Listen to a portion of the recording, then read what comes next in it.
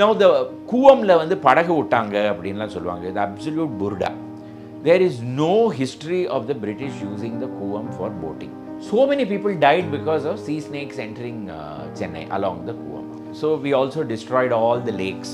அன்றைக்கி யாரோ எனக்கு போட்டிருந்தாங்க, ஏரியாங்கிறதே வந்து ஏரியை அடைச்சி அது மேலே வீடு கட்டினதுனால தான் அதுக்கு ஏரியான்னு பேரா அப்படின்னு. I thought it was a good explanation. Slum dwellers can be easily got rid of. What about the powerful people who are violating the river? They will never be removed. So talking about Chennai's river water management. So Kuvam River, which is a dead river, considerably a dead river today. Yeah. So how was Kuvam during the British period, and how, you know, எவ்வளவு செழுமையா இருந்தது அந்த Kuvam River? Okay, the first thing we must remember that everything was not nice during the British period. So the British were very good in presenting their history as though they were the greatest and they were doing a good job and we were the worst of the lot. It is not true. We have had a lot of problems with the British also. In fact, I would say that best period is now, when poverty is a lot less, healthcare is a lot better, education is fantastic, and people are very aware of their political rights. So today is really, this is the start. You know, there's a great journey ahead, and we are at a fantastic position. So I, for one, don't celebrate the British at all. I don't believe in that. The Kuvam was messed up during British times. So the Kuvam essentially is not a perennial river. It's only a seasonal river, first of all. Adyar also is like that. But both of them owe their origins to lakes and water bodies in the hinterland, and from that it comes. So both of them flow from the west to the east, if you look at it like that. Then there was one river which was the North River, which was flowing from the north to the south. So there were three water bodies, and then Kosastalayar, which is further to the north, if you look, and Palar, which is further to the south. So you have got four water bodies between which this Chennai is actually sandwiched. Now the கூவம்ல வந்து படகு விட்டாங்க அப்படின்லாம் சொல்லுவாங்க. இது absolute burda.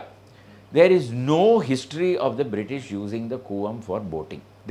It is absolute nonsense, because the Cooum was not a navigable river, first of all. Adyar was a navigable river. They were using it only for pleasure. They were going on boat rides and things like that. They were not using it for trade. So the Cooum essentially depended on water supply from Kosastalayar and that where you have today that Thamaraipakam Anicut. Now in the 1800s, when Chennai needed water, they built that Anicut over there, and then they diverted the water. After that, Kuvam got no water. So Kuvam will get water only when it rains, or the drainage is supplying the only water to the Kuvam.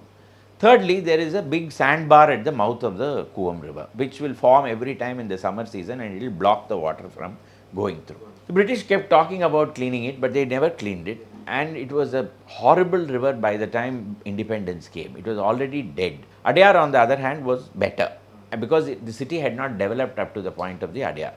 The main navigable water body was the Buckingham Canal, which connected North Canal and South Canal and was dug into the city. So we have a very bad record of water body maintenance. So we also destroyed all the lakes. அன்றைக்கி யாரோ எனக்கு போட்டிருந்தாங்க, ஏரியாங்கிறதே வந்து ஏரியை அடைச்சி அது மேலே வீடு கட்டினதுனால தான் அதுக்கு ஏரியான்னு பேரா அப்படின்னு. I thought it was a good explanation. Not a bad explanation. அவ்வளோ மோசமாக இருக்குது நம்ம ட்ராக் ரெக்கார்டு. ஏரியை வந்து ஒரு வாட்டர் பாடி பார்த்தாலே முதல்ல அது மேலே எப்படி பில்டிங் கட்டலாம் அப்படிங்கிறது தான் நம்மளோட thought process.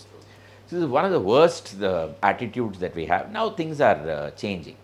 So many of these rivers and these water bodies, they were supplying water to the city, and now when you systematically kill every one of them, they don't, there is no scope for the survival. So Kuvam still is a very major challenge. Where is it going to find its water? Even if it is cleaned, even if it is restored and all the banks are made nice and clean and all that, where is the water going to come from? The only option perhaps will be to let in the sea water. Now, if you let in sea water, that poses further challenges, like saline water incursion into the land, sea snakes coming into the land, which can be very poisonous. It has happened in the late 1800s. They removed the sandbar and let in the sea water to flush the river. So many people died because of sea snakes entering Chennai along the Kuvam. So it's a major, these are all challenges that we have, and we don't have an answer as yet. But I think the Adyar probably has a better chance of survival. But Adyar is full of encroachments, and encroachments by big establishments, politically powerful people. So nobody is going to get them out, right? என்ன பண்ணுவாங்க ஒரு ரிவரை clean பண்ணனா first ஸ்லம்மை தான் எடுப்பாங்க because nobody can protest. Slum dwellers can be easily got rid of. What about the powerful people who are violating the river? They will never be removed. So right. So my next question would be on the important places in Chennai. So what is the first antique places? What is the first antique place in Chennai, which is like at least 200 years old? What is the first? Suppose I say that there is a place that is 45,000 years old, what will you do? Pallavaram, which is where you have got megalithic burial mounds, and it is supposed to be maintained by the Archaeological Survey of India. Even today you have burial mounds in Pallavaram. It is the first Paleolithic Stone Age settlement discovered in the whole of Asia. Paleolithic is the Stone Age. Okay. Before the arrival of metal, which is the Iron Age, you had the Old Stone Age and you had the New Stone Age. So the New Stone Age is called Neolithic. The old Stone Age is called the Paleolithic. So they were only using stones as their tools.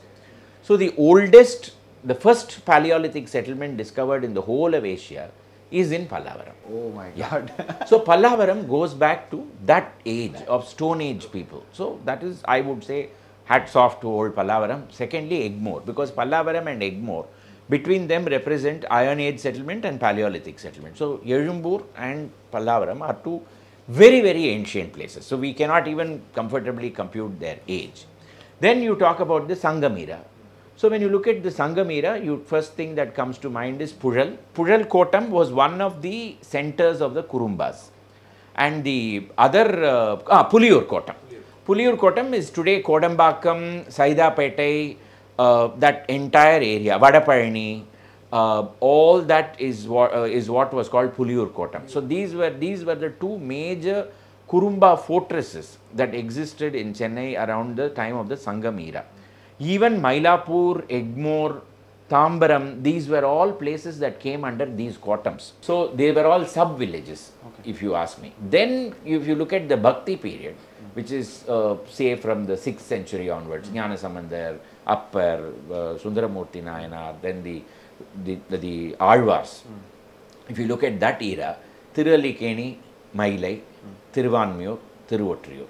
These will be the four major villages that formed finally a part of Chennai. Today, of course, you can include Tirunindravur, you can include Padi, Tiruvalidayam, all those places.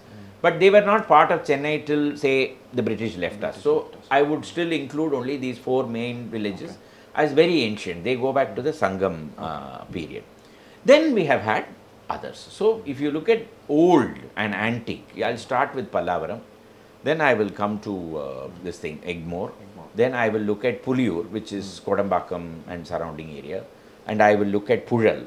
Puzhal is a new entrant to Chennai. Only recently it became part of Chennai. So let us leave it out. Then Mailai, Thiruvotriyur, Thiruvanmiyur, Tirallikeni. Very cheeky and pretty active, and yeah, I'm always looking to make fun, and I'm guilty, guys. I'm really guilty. I spend a lot. Naturally, with our profession, you have to